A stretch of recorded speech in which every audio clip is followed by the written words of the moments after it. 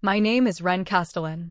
I'm 32 years old, and 6 years ago, my sister looked me in the eye and told me some people just aren't built for more than what they've got. Last month, she walked up the steps of a church holding the hand of the man who used to be mine, and she wore sunglasses that cost more than my first car. She looked me over. Shoes to color. Slow, deliberate, the way you'd price something at an estate sale. And then she smiled, that same practiced, camera-ready smile she's had since she was 17, and said, "Well, look who finally showed up." I didn't flinch. I've had 6 years to practice not flinching. I asked her one question, quiet and even. "Still doing the newsletter, Claire?" Her chin lifted half an inch. She didn't understand yet why that question mattered, why I'd chosen those exact words, on those exact steps, in front of everyone who'd once believed her version of our family over mine. She wouldn't understand it for another 6 days. By the time she did, it would already be too late to matter. Because a second car was coming up that gravel drive behind her. And behind that, inside a lawyer's office on a street I hadn't walked down in 6 years, sat 9 pages that were about to hand me something nobody in my family thought I deserved. Not the money, though there was money. Not even the land, though the land mattered more than any of us understood that morning. Something quieter than either of those. The truth about who my father had actually been watching. All those years he sat silent at the head of the table while everyone assumed his silence meant he'd sided against me. He hadn't been agreeing. He'd been taking notes. I need to take you back before I take you forward. Not just to the funeral, further than that. Because you cannot understand what 9 typed pages meant to me on a Monday morning in a stranger's office unless you first understand exactly what 6 years of silence had already cost me. What it costs to be the reasonable one. The useful one. The daughter who never makes a scene, right up until the day she finally does. The call came on a Thursday evening in April at 6:15 while I was closing out a client's books at my kitchen table in Denver. I remember the exact line I was on, a reconciling entry that never got reconciled because my phone lit up right in the middle of it and the name on the screen wasn't my mother's. It was Hollis Reed, my father's foreman for almost 30 years. A man who had never, not once in my entire life, called my phone directly. Wren. His voice had gravel in it that hadn't been there the last time I'd heard him speak. "It's your dad." I already knew before he said the rest. You always know, somehow, in that half-second before the words land. "He went down out by the East Barn this afternoon. Ambulance came fast as they could." Wasn't fast enough, kiddo. I sat very still and watched the cursor blink on my laptop screen. My father was 68 years old. He'd been mending a fence line when his heart gave out, and he died on the same 20 acres he'd walked every single morning for 40 years, with nobody's name written on the dirt yet, the way he liked to say it. Hollis cried on the phone. I thanked him for calling, which is a strange thing to say to a man who just told you your father is dead, but manners arrive before grief does. They always have for me. Then I hung up, sat down on my kitchen floor, and waited for my mother to call. She didn't call. 2 hours later, a text arrived, addressed to me and a cousin I hadn't spoken to since a wedding half a decade ago. Services Saturday. First Baptist. 11 a.m., reception after at the club. "Mom, my father was dead, and my mother had sent me the exact same message she'd send a caterer confirming a head count. Not, call me. Not, are you okay? Just logistics, formatted the way you'd format a calendar invite."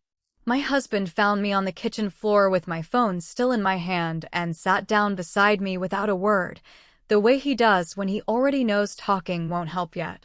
Eventually, I told him we were driving back to Larkspur.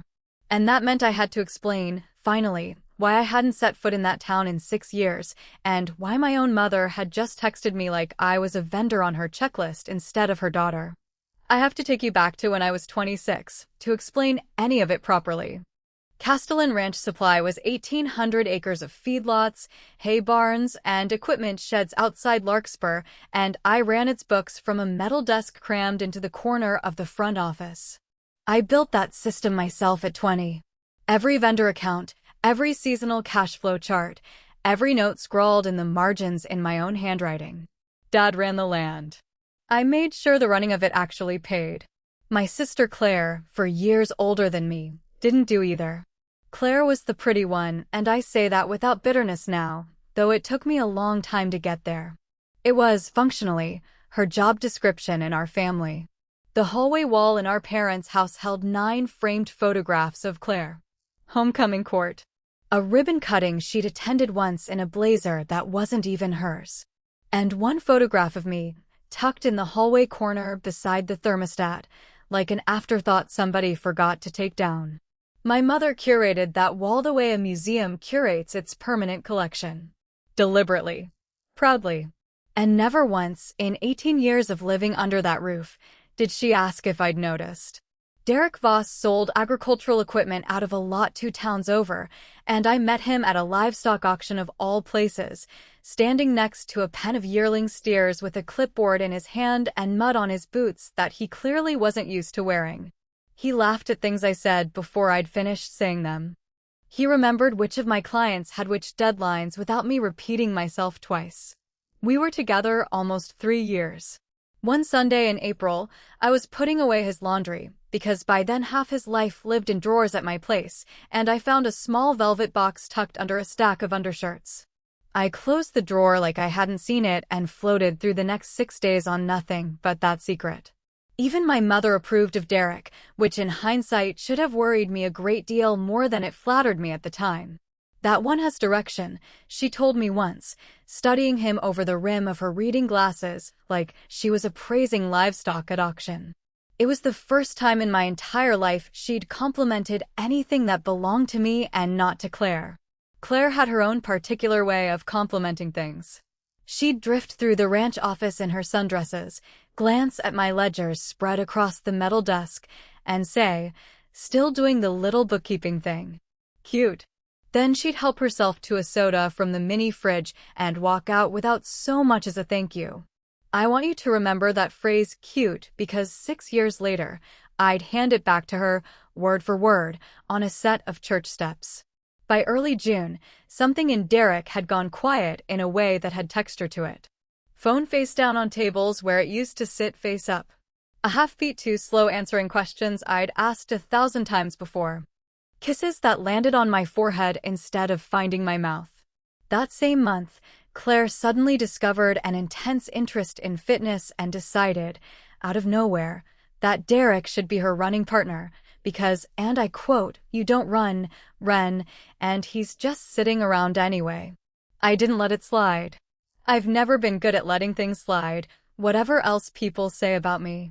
I asked Derek directly at his own kitchen counter, no accusations in my voice, just a plain question. Was something going on between him and my sister?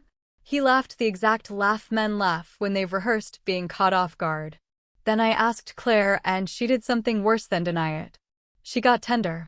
She actually cupped my face in both hands like I was 7 years old and said, "Sweetie, this is that jealousy thing you do. You've always been funny about me." That night my mother called, because of course Claire had already reported the conversation, and told me I owed my sister an apology for the accusation. Think about the machinery of that for 1 second. I had asked one honest question, and within 6 hours, my entire family had processed it, weighed it, and returned a verdict against me. There was no evidence gathered. Nothing to prove. Everyone I might have proven it to had already taken a seat on the jury. So I did the only thing left to do. I watched. I waited. And I hated myself a little for doing both, because some part of me kept hoping I was wrong, right up until the night I found out, with absolute certainty, that I wasn't. The 4th of July party was at my aunt's place that year, the one with the pole barn set back behind the house and string lights running between the fence posts. Derek disappeared around 9, right as the first fireworks started cracking over the ridge. Claire had already slipped off 10 minutes before that, and I'd noticed, the way you notice things you've been dreading noticing. I set my paper plate down on the porch rail and walked toward the barn. The door was open a hand's width, and there was a lantern burning inside, which tells you everything you need to know about how little they actually feared getting caught. They weren't afraid. They were careless, and there's a difference, and the difference is what hurt worse. Derek's back was to me. Claire's arms were around his neck. One strap of her sundress slipped off her shoulder, and when the gravel crunched under my sandal, she looked at me over his shoulder without letting go of him. She had time to choose her expression. That's the detail I've never gotten past in 6 years. She had a full second, maybe 2, to decide what her face was going to do, and the face she chose was satisfaction. Not shame. Not panic. Satisfaction, like she'd been waiting for an audience. Derek spun around and started manufacturing sentences. It just happened. We never meant. It wasn't planned. The whole discount rack of things men say when they've been caught with nothing better prepared. Claire didn't bother with any of that. She simply fixed her strap, smoothed her hair back into place, and said, calm as a woman accepting a trophy, "Some people just finish first, Wren." The fireworks kept going behind us the whole time. My family came down from the porch, pulled by the sound of Derek shouting at me about how I was overreacting, and my mother arrived in her white party linen and took in the entire scene in one practice sweep. And here is the first full sentence my mother said to her younger daughter, standing directly in front of the evidence. Don't make a scene. Not, what happened? Not, are you all right? She stepped between me and the two of them like a curtain closing on a stage, and then she said it again, quieter, with actual teeth in it this time. People are watching, Wren. Don't make a scene. I didn't fully process the second part of that night until I was halfway home, alone, driving too fast down a dark county road. My mother never asked a single question. Not one. And you only skip the questions when you already know every answer. I learned much later that she'd known for weeks. She'd caught them herself back in May and decided, in her own private accounting, that the affair wasn't actually the problem. The problem was the timing of my finding out about it and the scene that finding out might cause. They didn't plan it, honey, she told me later that same week, patting my hand like a bank teller closing out an account. You can't help who you love. My engagement, the one still sitting in a velvet box in a sock drawer, waiting for a proposal that was apparently never coming to me, quietly transferred hands. By September, Derek had given that same ring to Claire. And my father, who'd been standing at the edge of the porch the entire time this unfolded, hadn't said one single word. The week after the barn, Larkspur already had its official version of events, and Claire starred in it as the heroine of an inconvenient love story nobody could help. My mother hosted a family dinner too, in her words, put this behind us with some dignity, which meant me sitting across a table from Derek and my sister while our relatives practiced the art of not looking at me. My mother lifted her glass at the start of the meal and said that grief was no excuse for grudges. I hadn't said a word about grudges. I hadn't said a word at all. And my father, I need you to understand exactly what my father did that night, because I misread it for 6 years straight. He sat at the head of the table and never once looked at Claire or Derek. He wrapped both hands around his coffee cup until his knuckles went pale, and he stared at a fixed point in the middle of the table like a man working through long division in his head. He didn't defend me. He didn't stop any of it. I took his silence, that night, as his signature on the family's verdict against me, and something in me closed up like a shop pulling its shutters down at the end of a season. 2 days later, I packed 2 suitcases, left a handwritten resignation note on his metal desk in the front office, and drove out before sunrise. Dad was standing at the ranch gate when I passed through it. He must have been out there since before 5. He didn't wave me down or try to stop the car. He just raised one hand and held it there, still raised, until the road curved and took him out of my mirror. I cried until I crossed the county line, and then I made myself stop because I had $200 in gas money and no plan beyond driving. Crying, it turns out, takes concentration you can't afford to spend. It took me most of 6 years to understand what that silence at the dinner table had actually been. It wasn't agreement. It was a man taking notes. Denver is about 2 hours from Larkspur, close enough that I could have gone back any time, far enough that nobody ever expected me to. I rented a small place above a laundromat my first year, kept books for a feed store by day and a diner by night, and studied for my CPA exams at a folding table because the dryers next door kept the room warm and the Wi-Fi was free. It took me 2 years. I passed all 4 sections on the first attempt, living mostly on instant noodles I will never admit to in front of a doctor. And every single night, I did the thing I'd been doing since I was a kid without ever noticing it was strange. I audited myself. Column A, what I'd done for the people in my life that day. Column B, whether any of them had actually seen it. I'm a bookkeeper down to the bone, and I think, somewhere underneath everything, I believed love worked the exact same way, that if I just kept the entries clean and the balance growing, someone would eventually pay out what was owed. I sent my mother a Christmas card the first 2 years. No reply either year.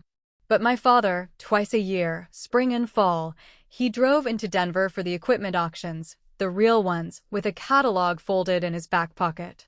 And every single time, without ever once telling my mother, he'd meet me at a diner off the interstate, order pie his doctor had told him to stay away from, and ask me one question.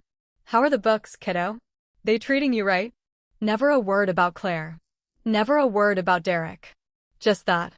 And before he left, he'd set something small on the table between us, a seed packet, usually marigolds or sweet corn, my name written across the top in his carpenter's pencil. The same way he wrote his customers' kids' names on packets, so he'd remember to ask after them come next season. I was somebody's kid on a seed packet. For a few years, that was the whole of my family. In the fall of my second year with my CPA behind me, I took a staff accountant job at the Denver headquarters of Redline AG Distribution, a wholesale supplier of ranching and feed equipment with branches scattered across 6 states. You've probably seen their trucks, even if you never clocked the logo. 2 months in, I found an invoice pattern that didn't sit right. Small overbillings, spread thin across a dozen vendor accounts, the kind you only catch if you actually read every line instead of skimming for totals. My manager told me to approve the batch and stop making extra work for myself. I declined to sign it. It went up the chain, and on a Tuesday afternoon, the company's founder himself came down to the second floor to find out which accountant had refused. That was Nathaniel Hale. 36 at the time, self-made, drove a pickup with a dented tailgate he'd never bothered fixing, and stood at the edge of my desk while I walked him through the whole pattern on a legal pad, line by line. He fixed the vendor problem inside a week. Then he started finding reasons to walk past the second floor that had nothing to do with vendor problems at all. I did the math on my career and my heart, and I quit before Christmas, because I've never once dated a man who signs my paycheck.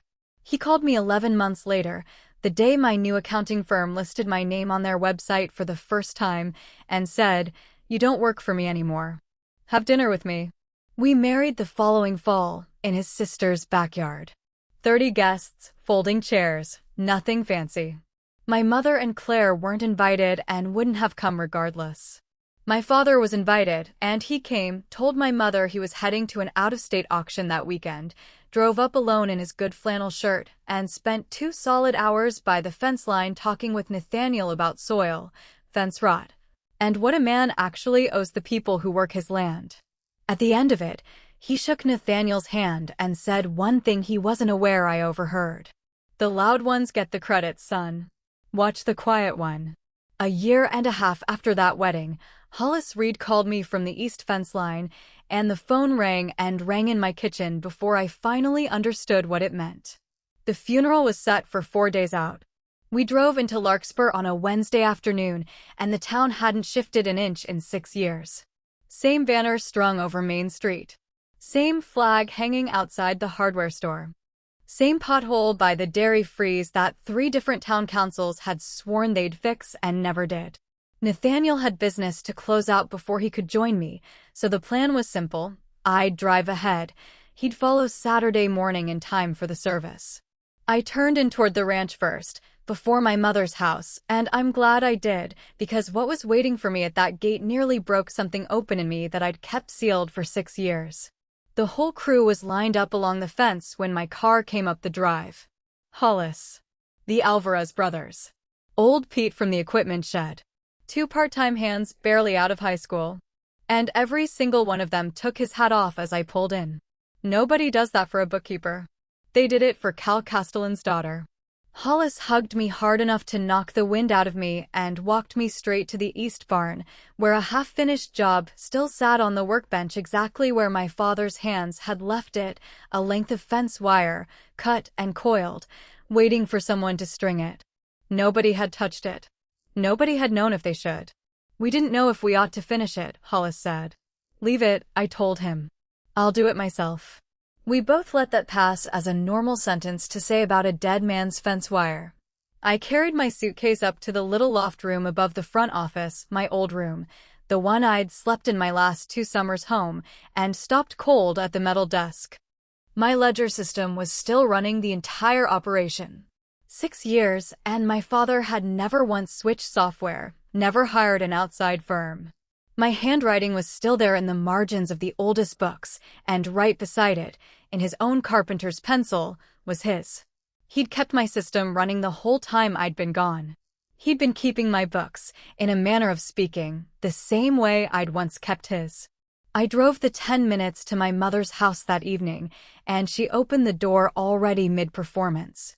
"Wren, darling," she said, loud enough to carry to the neighbor's porch, and folded me into a hug that lasted exactly as long as it took for someone next door to notice. Inside, with the door shut behind us, she stepped back and looked me over the way she'd check produce at a market stall. "You've kept your figure. That's something, at least." That was the condolence. My father had been dead 30 hours. The house looked staged for a magazine spread about grief. White lilies arranged on the piano. Sympathy cards fanned out like a hand of cards. And the photo wall, freshly rearranged, I noticed. 9 frames of Claire now instead of 8. The single photograph of me by the thermostat was gone entirely, and I found, strangely, that I couldn't even work up the anger to match it. There's a kind of consistency you almost have to respect. My mother talked for the better part of 40 minutes, and I can summarize the entire conversation in 3 items. The flowers were being flown in specially. The country club was handling catering. Everyone who mattered was already confirmed to attend. Not one sentence about my father. Not one story. Not so much as his name said slowly, like it meant something. When I asked how she was holding up, she told me the Lord doesn't give us more than we can handle, and straightened a lily that didn't need straightening. Claire, she informed me, was driving in from Colorado Springs the next day. The poor thing is simply crushed. She's been on the phone all day making arrangements. I asked what arrangements, since my mother had just claimed every single one of them for herself. And for half a second, I want this on the record, my mother's eyes flicked to a slim green folder sitting on the kitchen counter, one with a small logo stamped on the tab. She turned it face down before she answered me at all. 2 nights later, alone in the loft, my phone buzzed with a voicemail from a number I didn't recognize. "Ms. Castellan, this is Ellen Reyes, attorney. Your father was my client. I'd like you to come see me Monday morning."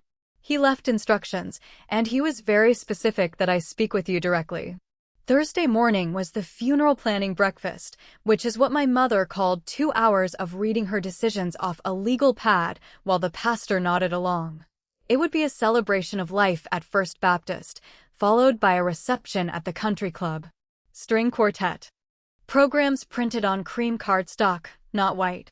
"White reads cheap," she said, like she was quoting scripture. I waited for a gap in her list and said, quietly, that Dad had told me once what he actually wanted. A graveside service. His crew as pallbearers. Amazing Grace sung the old way, no organ, just voices. The table went still, the way a room goes still when somebody knocks over a glass nobody heard fall. My mother set her pen down. "Your father," she said, "was a modest man, and I loved that about him. But modest isn't how this family will be seen burying him. He would have wanted it done properly. There it is, if you're keeping score. What Dad wanted, quietly corrected in real time into what he would have wanted, by the one person in the room who'd decided she owned the narrative now." I looked at the pastor. The pastor looked at his coffee. Then my mother slid a shoebox of blank thank you cards across the table toward me. My assignment, she explained, since I'd always had such tidy handwriting. 20 minutes later came the part that told me everything. She caught my arm in the hallway on my way out, dropped the hostess voice entirely, and asked if I'd take a look at your father's accounts, sweetheart. The bank's being difficult, and you're good with all that, aren't you? 6 years of silence, and the very first thing my family asked of me was free bookkeeping. I said I'd look. I'm not proud of how fast I said it. But pay attention to that reflex, because this whole story turns on it eventually. The obituary went out that night to a family group text I'd been quietly re-added to, the way you get resubscribed to something you never asked to leave. Claire wrote it. 3 paragraphs. The first was about Dad, more or less correct in the small details and wrong in every way that mattered. He'd have hated being called an avid outdoorsman, a phrase that meant nothing about who he actually was. The second paragraph was about Claire and Derek, described as a constant source of strength and joy to Cal in his final years. The third paragraph listed surviving relatives, and wedged in there between a great-aunt and the church prayer chain was my entire existence in one clause, also survived by another daughter, Wren of Denver. I read it 4 times. Then I did something small, and I'd argue it was correct. I replied to the group with 1 edit, nothing about myself. I asked them to add founder of Castellan Ranch Supply after his name, because somehow an obituary about a man's whole life had failed to mention the thing he'd built with his own hands over 40 years. Claire texted back a thumbs-up emoji. 20 minutes later, the final version posted to the funeral home's website. My edit was gone. Dad stayed an avid outdoorsman. I stayed a subordinate clause. Friday, I drove back to my mother's to return the shoebox of thank you cards, and I heard voices through the kitchen door before I ever reached it. It was open just a hand's width, and I stood in the hallway of the house I grew up in, holding a box of blank cards, listening to my mother and my sister divide up my father's life like it was already settled business. Claire had arrived a day early, apparently, without telling me. The green folder was open on the counter between them. Ridgeview's offer expires end of quarter, my mother was saying, in the same crisp voice she used for scheduling church committees. Once the estate clears probate, we sign. Dale says 1,800 acres with road frontage doesn't sit on the market a week. Dale, I'd learn later, was the land agent who'd been calling my mother since before the funeral was even planned. Claire's voice came next, softer than I'd ever heard it, in a way that made my skin crawl. And the crew. A pause. A spoon against porcelain. Severance is standard. Hollis will land somewhere. Then Claire asked the question I will hear for the rest of my life, and my mother didn't even pause her stirring to answer it. And Wren? Wren will be reasonable, my mother said. She always is. I stood in that hallway and understood 3 things in the space of 1 breath. They were selling the ranch, the barns, the fence lines, the ground my father had died on, to a developer before the dirt on his grave had even settled. They had a timeline, a broker, a folder with a logo on the tab, and they had already assigned me my part in it. The same part I'd played my entire life. The reasonable one. The useful one. The girl who doesn't make a scene. I didn't push that door open. I want you to know that wasn't fear. A bookkeeper doesn't confront anyone in a hallway. She confronts at the audit, with the numbers laid out in front of her where nobody can argue with them. I set the shoebox down on the hall table, walked back out to my car, and called no one. Not yet. First, I needed to know one thing, whether my father had actually left a will, or whether my mother's version of events was the only one that existed. Saturday was the funeral. But Friday afternoon gave me the moment I still count as the hinge of my entire life. I'd gone back that afternoon for the shoebox reflex again, and the garage door was standing open. Inside, stacked beside the recycling bins, sat 3 cardboard boxes labeled donate in my sister's looping handwriting. Packed, I'd learn, that very morning, while the casket still sat at the funeral home 3 miles away. My father's flannel shirts, folded with department store neatness that wasn't his. His belt buckle from the county fair. His cap, faded gray at the brim from 40 years of sweat. and tossed sideways between a shoe brush and an old coffee thermos, his fencing pliers. Handles worn down to bare gray metal where his palm had ridden them for decades. He wore those pliers on his belt the way other men wear a phone. When I was 9 years old, he wrapped my small hand around them in front of a sagging fence post and gave me the only philosophy he ever put into actual words. You don't cut where it's easy, kiddo. You cut where it holds. I stood in my mother's garage and held the shape of my father's hands in a pair of fencing pliers, and I put them in my coat pocket. They didn't leave that pocket for the rest of this story. I couldn't sleep after Friday's visitation, so I did what my people do when the world stops making sense. I went downstairs and opened the books. Hollis was still there in the dark front office, sitting with a cold cup of coffee, and he told me 2 things, embarrassed, like they were somehow his fault. The crew's paychecks hadn't cleared that week. The bank had frozen the operating account the moment my mother reported the death. Standard procedure, nobody's malice, just how these things work. But 11 families were short a week's wages the same morning they were being fitted for the suits they'd wear to carry my father to his grave.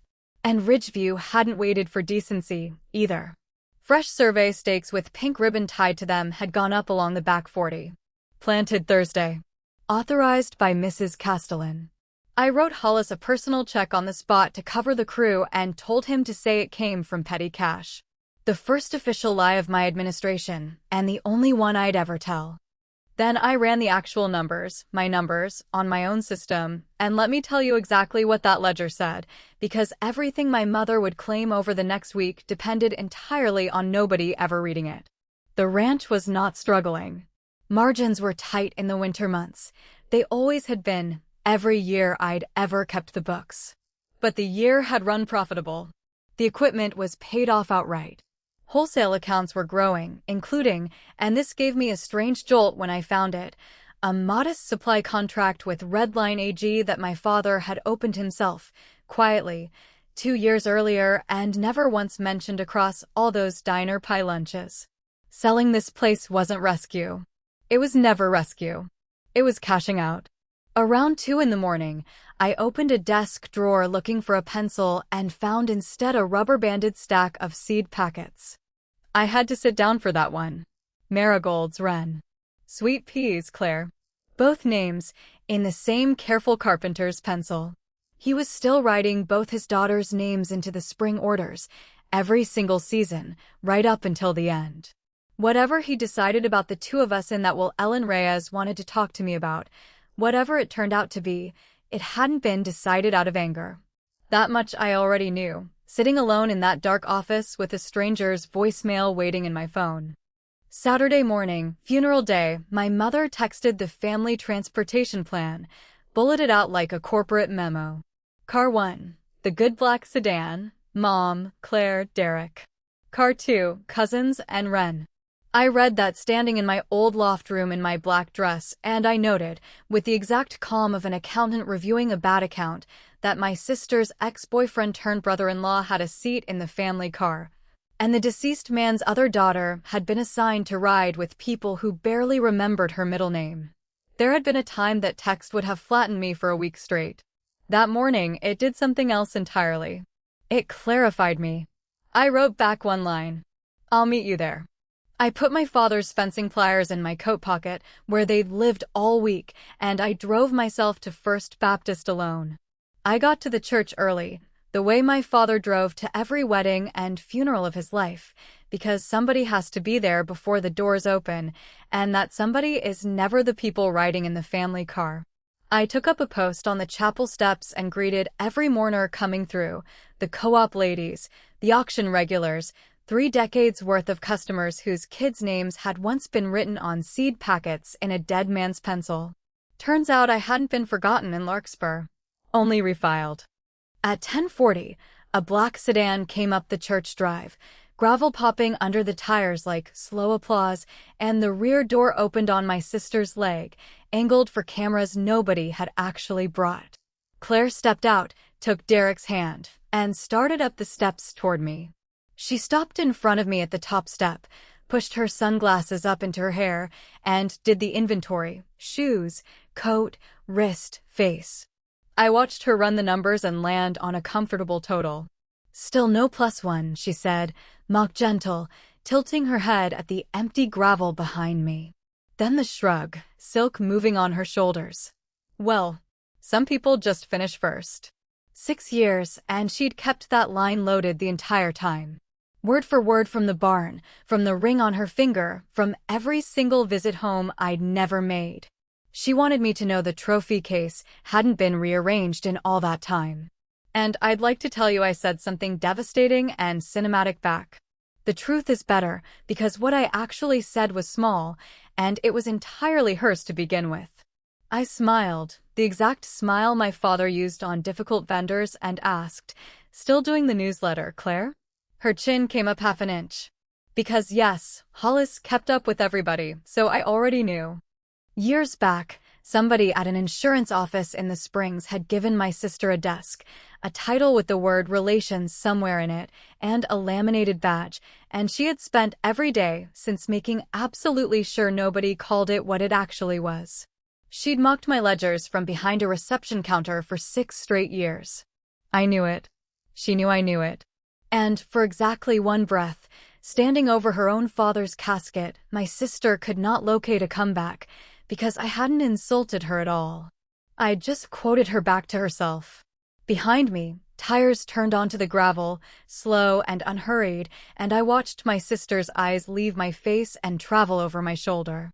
The car was a plain black sedan. The man who stepped out wore a charcoal suit with no pocket square, no sunglasses, no entrance to speak of. My husband doesn't perform arrivals. He simply arrives. He buttoned his jacket, looked up once at the church, and started toward the steps. Beside me, I heard Derek stop breathing. "Claire." His voice cracked upward, a note I'd never once heard it hit before. That's Mr. Hale." My sister turned, annoyed, still half facing me. "Who?" And Derek said it quieter, the way you'd say it in church, which, to be fair, we were standing in one. "That's my company. That's my boss's boss's boss." I watched it land on her in stages, like weather crossing a field. The company town halls Derek streamed at his kitchen counter on Friday afternoons. The signature at the bottom of his annual bonus letter. The name on the building he badged into every single morning of his working life. And then the last stage, the one I will admit I had imagined, in some quiet corner of myself, for 6 entire years. Claire looked at the man walking toward us. Looked at me. Put the whole thing together in real time. And her fingers went loose around Derek's hand. She caught it half a second later, gripped it back tight, like a woman catching a falling glass before it hits the floor. But I saw it. And she saw me see it. Nathaniel reached the top step, nodded politely to both of them, and shook Derek's hand without a trace of anything you could quote later. Nathaniel. Wren's husband. "I'm sorry for your loss. Cal Castellan was one of the finest ranchers our company ever worked with." That was all he said. No flex in it anywhere. Then he put his hand at the small of my back, and we walked into the church together. And here's the part one genuinely didn't expect, after 6 years of imagining exactly this moment. It tasted like nothing at all. Cold water.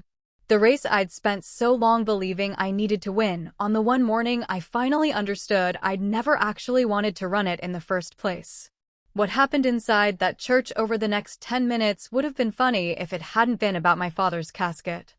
My mother, who on Thursday had assigned me a seat with the cousins, materialized at my elbow the second we stepped through the doors, voice full of warm butter. "Wren, darling, you and your husband will sit up front with me." "Of course. Family belongs in front." I watched her steer us up the aisle past her entire church committee, one hand on my arm and the other very nearly waving, and I understood, plainly, that I was being displayed. Same wall. Different photograph. Better frame this time, because the frame had a company name attached to it now.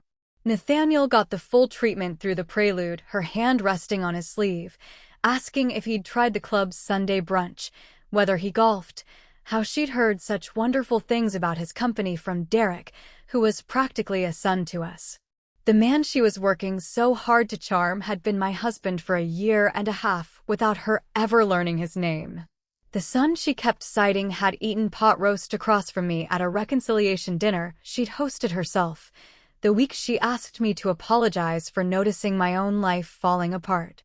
I sat in the front pew of the church I grew up in, being publicly loved for the first time since I could read, and I need to be honest with you about what that felt like, because this is the whole story compressed into one pew. It felt like counterfeit money. Same color. Same weight. Wrong paper entirely. She wasn't seeing me. She was seeing the car I'd arrived in. A different car than yesterday, so a different daughter than yesterday. Somewhere behind us, Claire sat very straight and very quiet, doing arithmetic of her own. In my coat pocket, my father's fencing pliers rested against my hip, and Ellen Reyes's voicemail sat waiting in my phone like a sealed envelope. Monday, I kept thinking, whatever he left me, it's already in motion. Derek gave the eulogy from a leather folder, and I'll grant him this much, it was smooth. It was also about a man who never actually existed. He called my father Cal 9 or 10 times, when Dad had answered to Castellan, or boss, or just hey you out by the equipment shed his whole life, and told me once that Cal was a name for a car salesman, not a rancher. Derek told a golf story. My father never held a club in his life. He thought golf was what a lawn did when it gave up trying. He quoted some frame-print philosopher about sunsets and legacies and gestured at a photo board Claire had assembled, Dad in a borrowed suit at somebody's wedding, Dad squinting at a camera he clearly didn't trust. Not one photograph with dirt on his hands anywhere in the whole display. 3 rows from the back, the crew sat in a dark, still line, watching this the way men watch a hailstorm roll toward a crop they can't move in time. Hollis's jaw worked slow and steady, like he was chewing every word down just to keep it from coming back up. My mother dabbed her eyes on cue. Claire tilted her head at the podium at the exact angle she uses in photographs. And I sat between my husband and my mother, listening to a stranger sand my father down into a shape that would fit neatly inside a country club reception, and my hand went into my coat pocket on its own and closed around the worn gray handles. You don't cut where it's easy. You cut where it holds. The pastor rose, thanked Derek for those beautiful words, and asked, out of pure church courtesy, if anyone else wished to share a memory. It's a courtesy question. Nobody accepts it. My mother was already reaching for her program with the schedule printed on it, moving on to the next item. So I stood up. I didn't look at my mother on the way, I mean that literally, I didn't turn my head, but I felt the stillness come off her like cold air off a freezer door left open. I walked to the front with no folder and no notes, and I laid my hand on the corner of my father's casket on the way past, the way you'd touch a workbench to check if it's steady before you lean your weight on it. My dad got up at 4:50 every morning of his life, I said. Not 5. 4:50. He used to say the extra 10 minutes were for the coffee to know he was serious. Somebody laughed, wet, surprised. Old Pete, from the sound of it. He made 2 cups. Drank one standing at the kitchen sink, and carried the other one around the property for 3 hours, stone cold, because holding it made him feel like he was still on a break. I told them about the seed packets. How every spring, regulars would find their own kids' names written on the corner of a packet in carpenter's pencil, because Dad couldn't remember a face to save his life, but he never once forgot a child's name or what they'd planted the year before. I told them about the fair buckle he wore every Sunday and hid away every Monday, like it embarrassed him to be proud of something. Then I took the pliers out of my coat pocket and held them up. Handles worn gray. The whole church went quiet the way a field goes quiet right before rain finally breaks.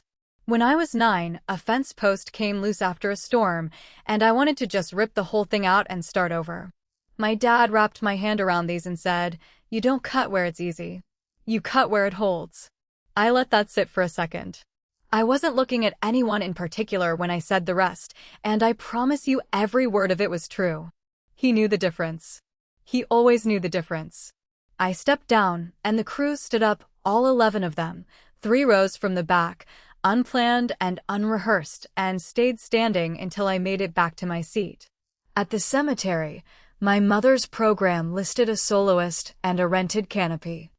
But Hollis had made one phone call during the drive over, and when the hearse door opened, it was the crew who stepped forward in their pressed collars and lifted my father onto their shoulders. 11 men who'd earned every one of their calluses in his dirt, carrying him the last 30 yards of his life themselves.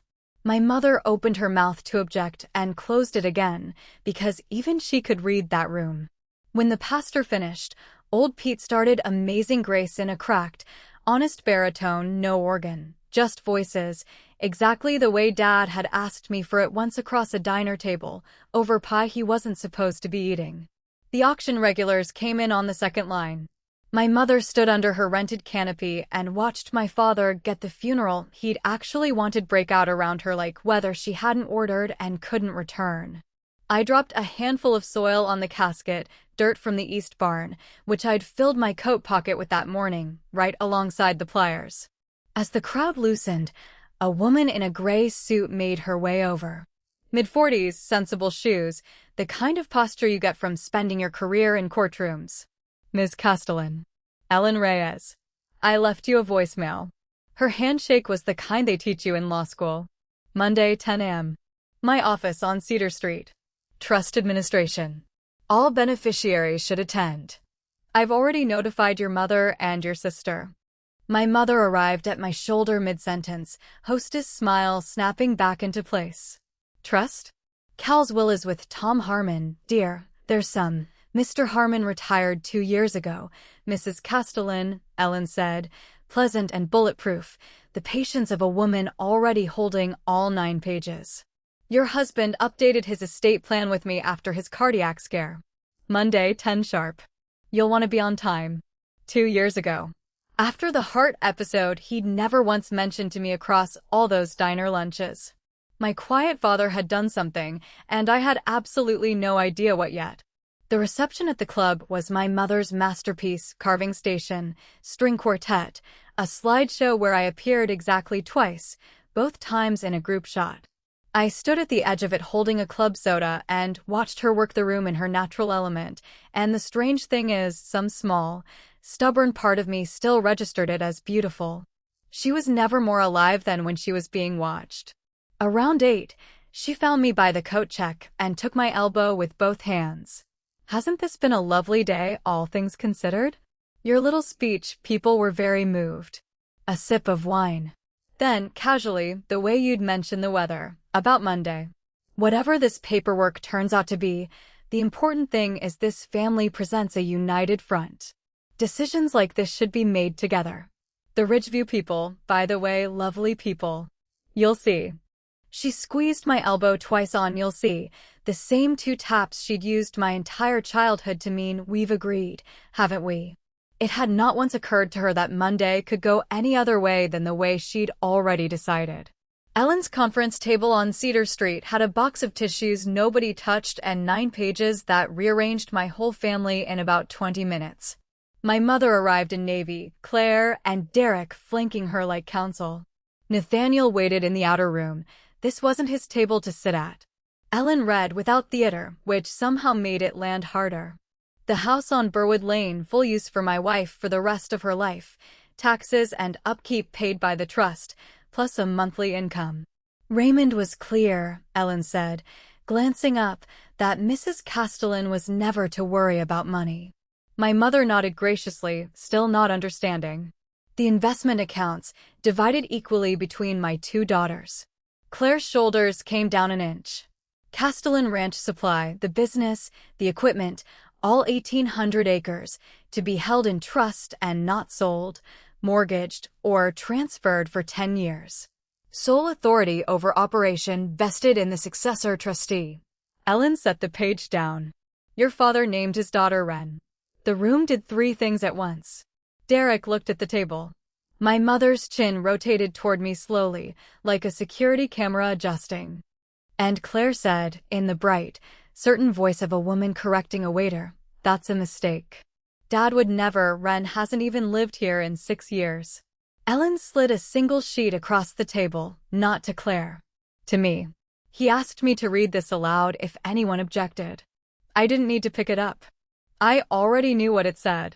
The garden goes to the one who watered it. Quiet. The specific quiet of a room where someone has just been seen from beyond the grave.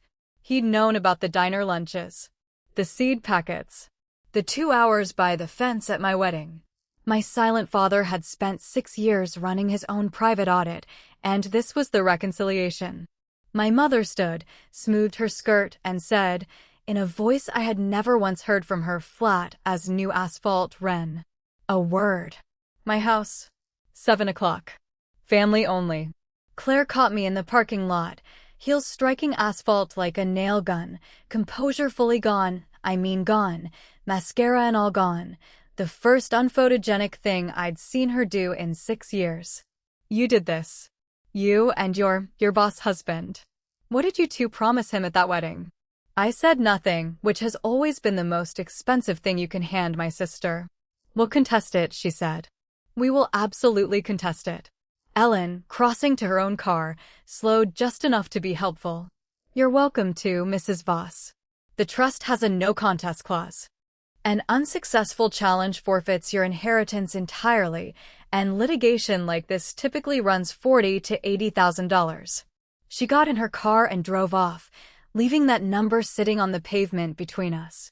And I watched something cross my sister's face that wasn't anger. It was arithmetic. The panic-flavored kind. That evening, my mother's living room was staged like a courtroom dressed up as a reconciliation. Low lamps, coffee in the good china, and on the table, angled toward my seat, an old photo album cracked open to a page I hadn't seen in 20 years, me at 9, gap-toothed, sitting on the tractor with Dad's cap sliding down over my eyes. I hadn't known a photo of me at the ranch still existed in that house. She poured coffee, sat close, and did the thing I had waited 32 years for her to do.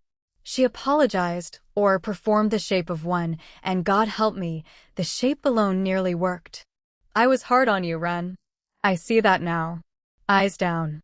China rotated a quarter turn. "Some choices a mother makes, she doesn't get to take back. But you're home now. That's what your father wanted, isn't it? All of us together." Then the pivot, smooth enough you could have missed the gears turning. "Ellen says trusts can be modified if every beneficiary agrees. So here's what family looks like. We signed the Ridgeview paperwork together. We split it 3 ways, fair and even. You'd never have to work another day, and neither would your sister, who's in some difficulty, since we're being honest tonight." I looked at the photo of the girl on the tractor for a long moment. Then I looked at my mother, and I felt something I hadn't felt once in 32 years in that living room.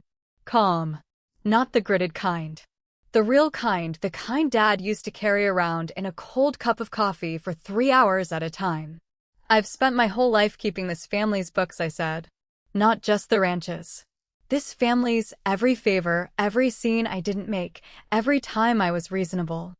I kept a ledger where nobody could see it, and I waited for the account to finally balance. It never balanced, Mom. It was never going to. You can't collect a debt from someone who doesn't know the ledger exists." I set my father's pliers on the table between the china, worn handles up. "So here's where the book's close. The ranch isn't for sale. Not to Ridgeview, not this year, not in 10. That's not revenge. That's the trust, and I'm the trustee. Your house is yours for life. Your income comes on the 1st of every month. I'll manage it myself, and it will never once be late. That part isn't negotiable either, because he loved you, even after I stopped understanding why. I'm done auditioning. I was done 6 years ago in a barn. You just never noticed who drove away." Her face did what it did that 4th of July, the curtain, the freeze, and her voice came out with the warmth finally, mercifully, all the way off. "If you walk out that door, you're no daughter of mine." I picked up the pliers. "I know," I said. "That's the price. I'm paying it. It's spring now." The ranch opened the last Saturday of April, the way it has for 40 years. Hollis runs the operation as general manager, with a raise the trust can well afford. I keep the books from Denver and drive down most weekends. Nathaniel comes with me and strings fence like a man who missed it and pays for his own feed at the register like everybody else in line. Out by the East Barn there's a small brass plaque now. No speech on it. Just Cal Castellan for 50 in the morning. My mother hasn't spoken to me since March. Claire posted a black and white photo of Dad not long after, with a caption about angels. Some machines only run one program. The marigolds came up along the front walk in May, his packet, my name, his pencil. And I wear those pliers on my belt now every single weekend. In the same worn holster he wore them in for 40 years. Here's what I know now that I didn't know 6 years ago. Love you have to win isn't love. It's a race. And the day I finally stopped running was the day I actually came home. That's my story. 6 years of silence. One pair of worn-down pliers. A race I finally decided to quit. If somebody in your family ever taught you that love was a contest, hear me, you're allowed to walk off the track. You're allowed to grow somewhere they can't see you. If this found you at the right time, send it to someone who needs it too.